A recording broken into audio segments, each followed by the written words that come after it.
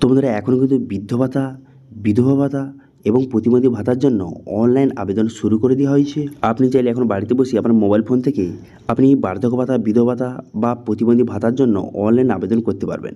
তো সেই জন্য আজকে ভিডিওতে আপনাকে দেখিয়ে দেবো এই যে অনলাইন আবেদন কীভাবে করবেন, তার স্টেপ বাই স্টেপ প্রসেস আপনাকে দেখিয়ে দেবো এবং সঙ্গে অনলাইন আবেদনে আপনি কী কী ডকুমেন্টস আপনাকে সাবমিট করতে হবে এবং আবেদনের পর স্টেটাস আপনি কীভাবে চেক করবেন, অনলাইন আবেদনের পর তারপরে আপনাকে কী করতে হবে, ভেরিফিকেশান কীভাবে হবে, টাকা কবে ঢুকবে, সমস্ত কিছু এই ভিডিওতে আপনাকে জানিয়ে দেবো।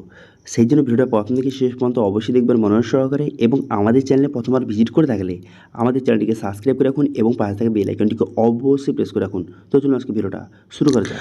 তো প্রথম দেখতে পাচ্ছেন এই যে উমং পোর্টাল, এখানে আপনি চলে আসবেন। এখানে চলে আসার পর এখানে থ্রি ডট অপশন দেখতে পাচ্ছেন, এই অপশানে ক্লিক করবেন।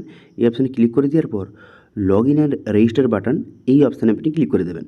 এখানে ক্লিক করে দেওয়ার সঙ্গে সঙ্গেই নেক্সট পেজ কিন্তু আপনার সামনে ওপেন হয়ে যাবে। এবার যাদের আগে থেকে রেজিস্ট্রেশন হয়ে আছে তারা কিন্তু মোবাইল নাম্বার অথবা এমপিন অথবা ওটিপির মাধ্যমে লগ ইনটা করে নেবেন। এবার যারা একদম নতুন, যারা ফার্স্ট টাইম ভিজিট করেছেন তারা কিন্তু রেজিস্টার হেয়ার এই অপশানে ক্লিক করবেন। এই অপশানে ক্লিক করে এখানে মোবাইল নাম্বার বসিয়ে তারপর স্টেটটা সিলেক্ট করে এখান থেকে প্রথম আপনি রেজিস্ট্রেশনটা করে নেবেন। রেজিস্ট্রেশনটা করার পর তারপর কিন্তু আপনি লগ ইনটা করবেন, ঠিক আছে?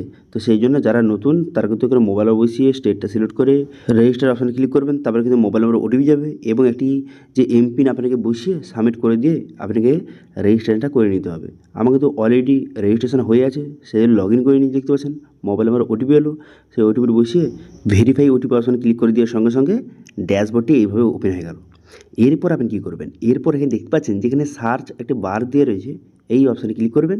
এখানে ক্লিক করে এখানে কী লিখে সার্চ করবেন, এখানে লিখবেন যে এনএসএপি লিখে সার্চ করবেন, ঠিক আছে? এনএসএপি লিখে সার্চ করবেন। এরপর অনেকগুলো অপশান আপনার সামনে ওপেন হয়ে গেল। এবার আপনি নিচের দিকে আসবেন।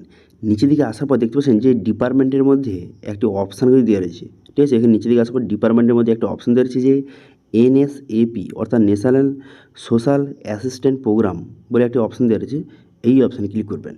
এই অপশানে ক্লিক করে দেওয়ার সঙ্গে সঙ্গে নেক্সট পেজ কিন্তু আপনার সামনে এইভাবে ওপেন হয়ে যাবে। নেক্সট পেজ আপনার সামনে এইভাবে ওপেন হয়ে গেল। দেখুন এই যে এনএসএপি, এটা কিন্তু যে সমস্ত রকম পেনশনকে ম্যানেজ করে, ঠিক আছে? তারপরে এখানে অ্যাপ্লাই অনলাইন অপশানে ক্লিক করবেন। এই অপশানে ক্লিক করে দেওয়ার সঙ্গে সঙ্গে তারপরে অ্যাপ্লিকেশান পেজটা আপনার সামনে ওপেন হয়ে গেল। এবার এখানে স্কিম অপশানে ক্লিক করে এখানে দেখতে পাচ্ছেন বিভিন্ন অপশান রয়েছে। প্রথম দেখতে পাচ্ছেন যে Indira Gandhi national disability pension scheme, যারা প্রতিবন্ধী, এটা ডিসেবিলিটি পেনশন স্কিম। তারপরের অপশানটা কী রয়েছে যে Indira Gandhi national old age pension scheme, যারা বৃদ্ধ ভাতা, বার্ধক্য ভাতা তাদের জন্য এটা। তারপরে ইন্দিরা গান্ধী যে উইন্ডোজ পেনশন স্কিম অর্থাৎ বিধবা ভাতা। এবার আপনি যেই ভাতার জন্য আবেদন করতে চান সেটা সিলেক্ট করবেন। আমি এখানে ওল্ড এজ পেনশন স্কিম এখান থেকে সিলেক্ট করে নিচ্ছি, দেখতে পাচ্ছেন এখানে নামটাও শুরু হয়ে গেছে Indira Gandhi national old age pension scheme. এবার আপনি কী করবেন, এখানে স্টেট এই অপশানে ক্লিক করে এখানে স্টেটটা কিন্তু আপনি সিলেক্ট করে নেবেন, ঠিক আছে? স্টেটটা সিলেক্ট করে নেবেন। ওয়েস্ট বেঙ্গল এখানে সিলেক্ট করে নেওয়ার পর তারপর আপনি কী করবেন, এখানে ডিস্ট্রিক্ট, এখানে ডিস্ট্রিক্টের নামটা সঠিকভাবে কিন্তু সিলেক্ট করবেন। করে দেওয়ার পর তারপর আপনি কী করবেন, তারপর এখানে দেখতে পাচ্ছেন এরিয়া, এখানে রুরাল না আরবান এখান থেকে সিলেক্ট করবেন। যারা গ্রামে বসবাস করেন তারা রুরাল সিলেক্ট করবেন, যারা শহরে বাস করেন তারা আরবান সিলেক্ট করবেন। এবার যদি রুরাল আপনি সিলেক্ট করে থাকেন সেক্ষেত্রে কিন্তু আপনার যে সাব ডিস্ট্রিক্ট সিলেক্ট করবেন। করে দেওয়ার পর তারপরে গ্রাম পঞ্চায়েত, আপনার গ্রাম পঞ্চায়েতের নামটা সিলেক্ট করবেন। করে দেওয়ার পর ভিলেজ, এখানে ভিলেজের নামটা আপনি সিলেক্ট করবেন। ভিলেজের নামটা সিলেক্ট করে নেওয়ার পর তারপরে হ্যাবিটেশন, এখানে হ্যাবিটেশনটা সিলেক্ট করবেন, অর্থাৎ যে আপনার পাড়া রয়েছে আর কি সেটা সিলেক্ট করবেন। তারপরে আপনি খুবই গুরুত্বপূর্ণ এখানে দেখতে পাচ্ছেন যে নাম, এখানে আপনার নামটা সঠিকভাবে বসিয়ে দেবেন। তারপরে কী করবেন, আপনার বাবার নাম, এখানে আপনার বাবার নামটা বসিয়ে দেবেন। বসিয়ে দেওয়ার পর তারপর এখানে দেখতে পাচ্ছেন এখানে জেন্ডার, এখানে জেন্ডারটা সিলেক্ট করতে হবে। সেই জন্য এখানে মেল ফিমেল সিলেক্ট করে নেবেন জেন্ডারটা। তারপরে এখানে ডেট অফ বার্থ, এখানে ডেট অফ বার্থটা সঠিকভাবে এখান থেকে আপনি সিলেক্ট কিন্তু করে নেবেন। এবার ডেট অফ বার্থটা সিলেক্ট করে নেওয়ার সঙ্গে সঙ্গে এখানে আপনার কত বয়স এখানে কিন্তু অটোমেটিক শো হয়ে গেল, দেখতে পাচ্ছেন ডেট অফ বার্থ সিলেক্ট করার সঙ্গে সঙ্গে কত বয়স শো হয়ে গেল। এরপরে কী করবেন, এখানে কাস্ট, এখানে কাস্ট সিলেক্ট করবেন যে এসসি এসটি জেনারেল যেটা হয়ে থাকে সেটা, ওবিসি যেটা হয়ে থাকে সেটা আপনি এখান থেকে সিলেক্ট করবেন। করে দেওয়ার পর তারপরে অ্যাড্রেস, এখানে আপনারা পুরো অ্যাড্রেসটা সঠিকভাবে বসিয়ে দেবেন এবং পিনকোডটা বসিয়ে নেক্সট বাটনে ক্লিক করবেন। নেক্সট বাটনে ক্লিক করে দেওয়ার সঙ্গে সঙ্গে তারপরে অ্যাকাউন্ট ডিটেলস আপনাকে বসাতে হবে। সেই জন্য কী করবেন, এখানে বেনিফিশিয়ারি নাম্বার যদি থেকে থাকে আপনি বসাবেন, নাহলে ছেড়ে দেবেন, ঠিক আছে? এটা কোনো বসানোর দরকার নেই, ছেড়ে দেবেন। তারপর আপনি কী করবেন, এখানে আমার মোবাইল নাম্বার, এখানে আপনার মোবাইল নাম্বারটা বসিয়ে নেবেন। বসিয়ে নেওয়ার পর পেমেন্ট মুড এই অপশানে ক্লিক করে এখান থেকে আপনি কী করবেন, এখানে ব্যাঙ্ক অ্যাকাউন্ট কিন্তু সিলেক্ট করবেন, ঠিক আছে? ব্যাঙ্ক অ্যাকাউন্টটা সিলেক্ট করবেন। ব্যাঙ্ক অ্যাকাউন্ট সিলেক্ট করে নেওয়ার সঙ্গে সঙ্গে এবার কিন্তু অ্যাকাউন্ট ডিটেলস আপনাকে বসাতে হবে, ঠিক আছে? সেই জন্য আপনি কী বসাবেন, সেই জন্য সর্বপ্রথম বলা হয়েছে, এখানে বলা হয়েছে আপনার কি আইএফএসসি কোড রয়েছে ব্যাংকের? এখানে কিন্তু এই অপশানে ক্লিক করে এখানে ইয়েস করবেন। আইএফএসসি কোড রয়েছে, এখানে ইয়েস করবেন। করে দেওয়ার পর ব্যাংকের আইএফএসসি কোডটা সঠিকভাবে কিন্তু বসিয়ে দিবেন। বসিয়ে দেওয়ার সঙ্গে সঙ্গে আপনার ব্যাংকের নাম শো হয়ে যাবে। এটা সিলেক্ট করে সিলেক্ট ব্যাংক অপশানে ক্লিক করবেন। করে দেওয়ার সঙ্গে সঙ্গে দেখতে পাচ্ছেন আপনার ব্যাংকের যে স্টেট, ব্রাঞ্চ সমস্ত ডিটেলস শো হয়ে গেল। ঠিক আছে? এরপর আপনি কী করবেন, ব্যাংকের অ্যাকাউন্ট নাম্বারটা বসাবেন।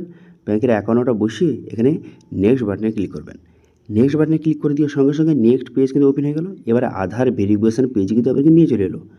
সেই জন্য আপনি কী করবেন, সেই জন্য আধার কার্ডে যে নামটা রয়েছে সেই নামটা বসিয়ে দেবেন। বসিয়ে এখানে আধার কার্ডের নাম্বারটা এখানে বসিয়ে দেবেন। বসিয়ে দেওয়ার পর এখানে বলা হয়েছে যে আপলোড ফটো। এখানে কী ফটো বসাবেন, এখানে তো আপনার ফটো, পাসপোর্ট সাইজের ফটো, আপনার একটি ফটো এখানে কিন্তু আপলোড করে দেবেন 50 কেবির মধ্যে। এখানে কিন্তু ডকুমেন্টসের কথা বলা হয়নি, এখানে আপনার ফটোর কথা বলা হয়েছে। ঠিক আছে? আপনার ফটোটা এখানে আপলোড করে তারপর আপনি কী করবেন, এখানে সমস্ত ডিটেলস যখন বসানো হয়ে যাবে তারপর আপনি কী করবেন, এখানে প্রিভিউ অপশানে ক্লিক করবেন। প্রিভিউ অপশানে ক্লিক করে দেওয়ার সঙ্গে সঙ্গে পুরো পিভিটা কিন্তু আপনার সামনে শো হয়ে যাবে। পুরো পিভিটা শো হয়ে যাওয়ার পর তাহলে ভালো করে পুরো পিভিটা দেখে নেবেন। পুরো পিভিটা দেখে নেওয়ার পর তারপর দেখতে পাচ্ছেন এখানে আমার ফটোটা শো হয়ে গেছে। এবার আপনি কী করবেন, এখানে সাবমিট বাটনে ক্লিক করবেন। এখানে সাবমিট বাটনে ক্লিক করে দেওয়ার পর তারপর আপনি কী করবেন, এখানে দেখতে পাচ্ছেন নিচে একটি অপশান দেওয়া রয়েছে যে সাবমিট বাটন।